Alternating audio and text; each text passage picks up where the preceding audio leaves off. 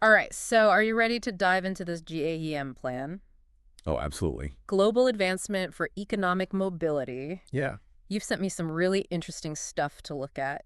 I think it's a really fascinating framework. It's more than just tweaking the system, right? Yeah, it's really rethinking the whole thing from the ground up. It feels like a whole new framework for, building a better world, I guess. Yeah. And it's ambitious. Yeah, Really ambitious. for sure.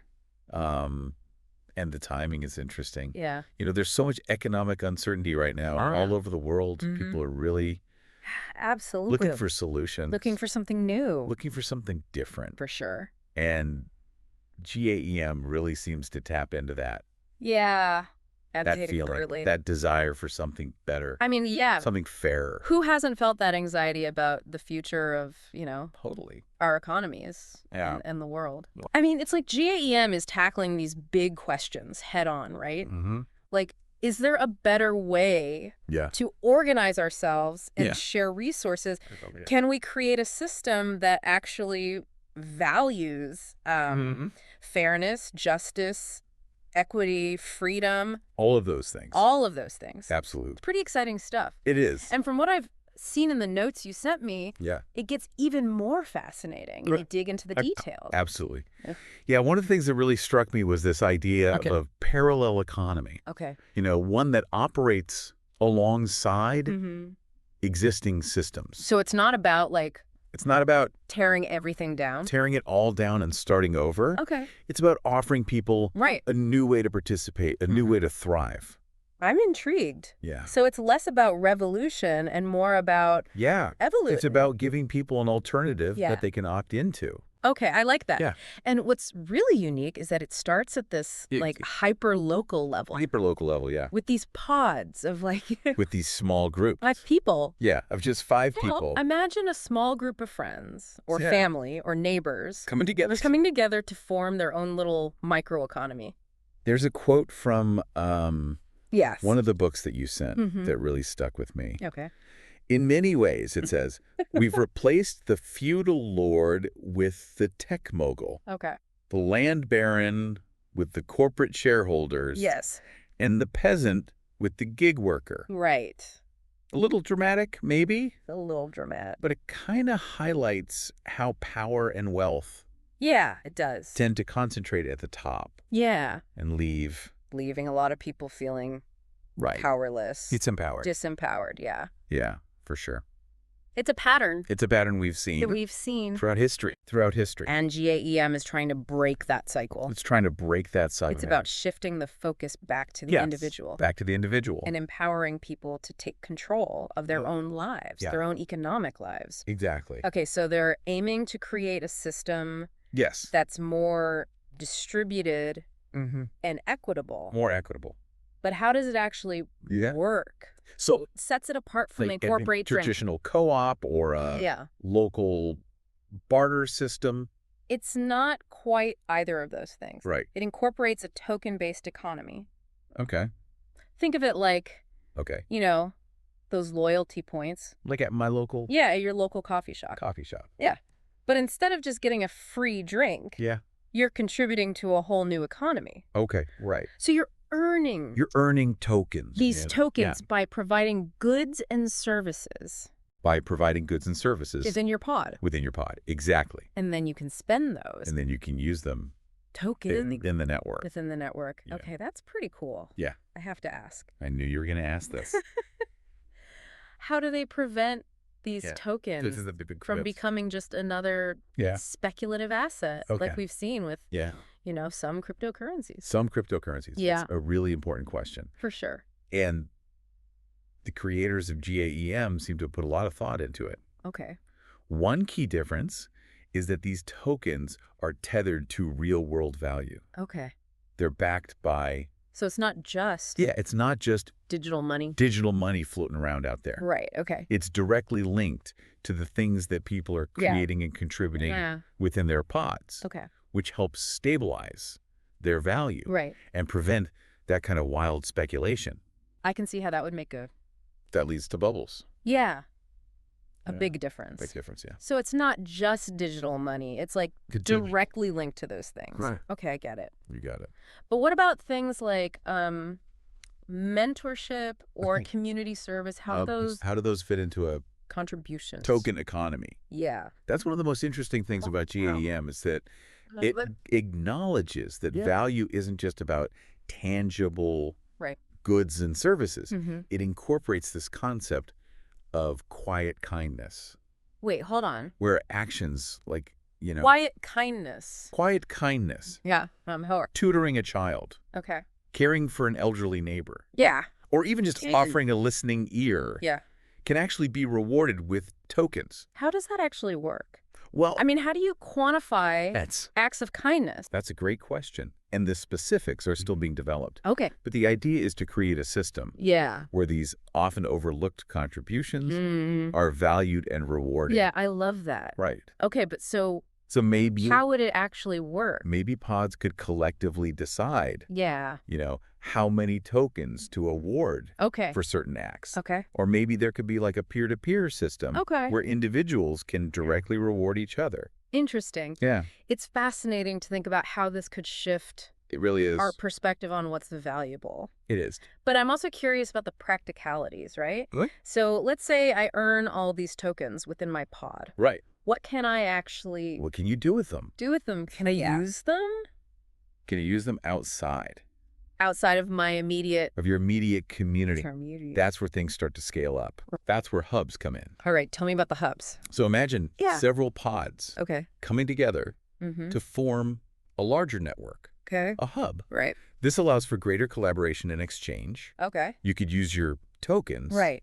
to access a wider variety of goods and services Mm-hmm. offered by other pods within that hub. So it's like a Kind of local marketplace? Yeah, like a local marketplace, That's powered by this but powered by this token system unique token system. that encourages collaboration Right. and mutual support. Okay. Yeah. So it's like a really organic way to Grow. grow the network. Yeah, a really organic way to grow. Okay. And then, as the network expands, there's even a third tier There's a third tier. called nodes, No. large-scale collaboration Oh, okay. that can tackle So we've got pods, regional or even global challenges. hubs, and nodes. Pods, hubs, and nodes. This structure is really intriguing. Yeah, it's like they've designed a system It's like, that can grow and evolve organically, yeah, starting with small local communities yeah, and expanding outward to create this to create a truly global. global network. Yeah, It's a pretty ambitious vision. it's an ambitious vision. There's a lot to unpack here. There is. We need to dive deeper We do. into the mechanics of these hubs and nodes. Yes. And especially this token economy And how that token economy at a larger scale. functions at a larger scale. Let's get into it. Let's get into it. All right, so we've got these pods that form like the foundation of G.A.E.M. Mm-hmm. And then they start linking up Yeah. into these hubs. Yes. I'm really curious to understand Okay. how these hubs actually function. Yeah. What's it like to be... To a part of one. Imagine it's like a bustling farmer's market. Okay. But instead of just exchanging Right. goods, you're also trading skills and knowledge. Okay. And Yeah. even... Acts of kindness, Yeah. all facilitated by Facilitated by this this G.A.E.M. token. G.A.E.M. token. It's the- about creating a vibrant Yeah. local economy Mhm. that prioritizes community and collaboration. Okay, so I can picture it now. Yeah. Multiple pods coming together, Yeah. each with their own With their own unique offering. unique offerings. Yeah. But wouldn't it get chaotic pretty quickly? Well, that's where the governance structure, natal. That's G.A.E.M. really shines. okay. Each hub has a council Okay. that's responsible for overseeing. So there's like a level of organization and Yeah. decision making beyond Yeah. the individual pods. Beyond the individual pods? But who gets to be on this council? That's a great question. And how do you prevent it from becoming just On each- another top-down And the beauty of it. hierarchy? Okay, so each pod within the hub yeah. elects or appoints Okay. a representative to serve on the council. Got it. And the key here is that Yeah. these roles are rotational. I love that. So it could be It keeps things fresh and makes sure that everyone has a chance to contribute. a term limit. Okay. It could be a random lottery. Yeah. It could even be a voluntary sign-up sheet. Okay. The point is to prevent power from Yeah. concentrating in the hands of a few. But what happens if there's a Great question. disagreement at the hub level? Okay. Let's say two pods Yeah. have a conflict that they can't resolve on their own. Right. How does that? That's where the Hub Council Yeah. steps in as a mediator. Okay. They're guided by the Guided by those G.A.E.M. G.A.E.M. principles of fairness and justice. principles. And their goal is to find a resolution Yeah. that benefits the entire community. It sounds like a much more Not just one pod collaborative approach than the or one individual. adversarial systems we're used to. But okay, so let's zoom out even further. Yeah. You mentioned these nodes, these larger scale collaborations. Yeah. What do those look like in action? Okay, so imagine a network of agricultural hubs Right? in a particular region Okay. coming together to form a node. Okay. They might collaborate on a All right. large-scale irrigation project. Okay. They might pool their resources to create a regional distribution network Okay. for their produce, or they might even develop Right. a shared processing facility to add value to their crops. So it's about taking that spirit of collaboration to Exactly, an even higher level. your level, Right. tackling these challenges that That'd be impossible. individual pods or even hubs For individual pods or even hub couldn't do on their own. to address on their own. Yeah, but I have to wonder, with all this talk about tokens and a parallel economy, how does G.A.E.M. interact? That's a question with a lot of people have. Existing financial system. Yeah, and the book addresses it Okay. head on. Okay. G.A.E.M. isn't about replacing the existing system. You could still have a regular job. Entirely. And use, it's about offering, alternative. but you could also be earning and spending. It's about creating a space where G.A.E.M. tokens. people can choose to participate more equitable and sustainable and potentially even economy. Using those tokens to access goods and services in the wider market. And the book even suggests through those that as the G.A.E.M. network grows, affiliate partnerships we talked about earlier, it could even start to influence the wider economy by demonstrating that's a pretty the viability of an equitable but I can see how it and sustainable model. Could happen if enough people start enough people embrace it. Embracing this. It could have a ripple effect. Alternative way of doing things. Yeah. But okay, let's get back to those tokens. Right. I'm still a bit fuzzy on how they're actually created and managed. What prevents them from being manipulated or losing their value? It's a system. Yeah. Designed with safeguards in place. Okay. Remember how we talked about right. So if a pod is issuing tokens being tied, they need to have the real world goods and services. Factual goods and services. There's one key mechanism to back them up. Right. But who's keeping track of all this? Yeah. And how do we know that pods are playing by the rules? Utilizes a transparent, decentralized ledger system. So it's like a built-in... Think of it like accountability system. A public record that everyone keep everything in the network can access. Up and up. It tracks all the transactions, the token supply, and the backing for each token. Okay. This transparency helps build trust and prevent anyone from manipulating the system. But what about things like for their own benefit? Inflation. That's a good one. How does G.A.E.M. prevent the value of its tokens? So that's where fluctuating wild things get a little technical. Okay. But in essence, the nodes have the authority to manage token supply to maintain stability. Okay. So if the economy is growing and demand for tokens is high, they can issue more. Okay. Conversely, if there's a risk of inflation, they can actually burn tokens. Oh, it's like which removes them having a central bank from circulation. But instead of a it's like a central bank top-down approach. Yeah. It's managed by the but it's managed by community itself through the community itself. This network of nodes. Through the network of nodes. But wouldn't that require a lot of valid concern. Expertise. And the book acknowledges that. How can we be sure that it emphasizes everyday people in these nodes the importance of can handle that responsibility? Education and training. Okay, that makes me feel within the G.A.E.M. network. Not a better. The idea is to equip people. It sounds like they're really taking with the knowledge and skills. It's a long view here. They need to effectively manage the future of the network. The token economy. By empowering. And make sound decisions. Its members. For the benefit. Of the entire community. Optimistic about this G.A.E.M. plan. Good. But I have to ask, what about the real world? That's it.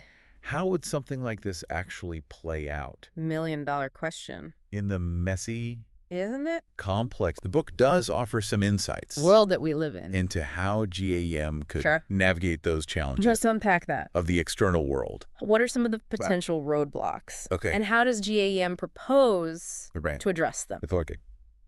Okay, so we've said that G.A.E.M. has this really intriguing structure and a unique approach to value exchange. Right. But how does it all play out? All actually work? In the real world. Yeah. Yeah, that's the question. In the real world, everyone's asking. I imagine there are some. And to be fair, pretty big hurdles when it comes to things like... The book doesn't claim to have all the answers. Regulations, just the general inertia. It acknowledges that like our current systems. G.A.E.M. will need to evolve and adapt. Okay, so it's not... As it interacts... a plug-and-play solution. With these existing structures. It's more like a set of principles. Exactly. And a framework. Yeah, it's more like a set of principles. Okay. And a framework that can be applied. But I'm still curious to hear some... in different contexts. Specific examples. Right. Like how would... I do have mine. G.A.E.M. handle something like taxes? That's a great question. For instance, would pods and hubs... The one that will likely... subject to the center... require a lot of legal and regulatory clarification. As traditional businesses. Yeah, the book suggests that G.A.E.M. communities could potentially form partnerships. So maybe a hub... could, with existing organizations. Register as a cooperative or a nonprofit? Yeah. To gain some legal recognition and clarity around things like taxation. Or even create their own liability legal entities to navigate these complexities. It makes sense. Yeah. It's not about working against the system, but finding ways to work within it. Yeah. And potentially even influence. And as a network grows, its evolution. It could even start to advocate. Okay, let's talk about something a little... for policy changes. More concrete. That create a more favorable environment. Let's say I'm totally sold on... for these alternative economic models.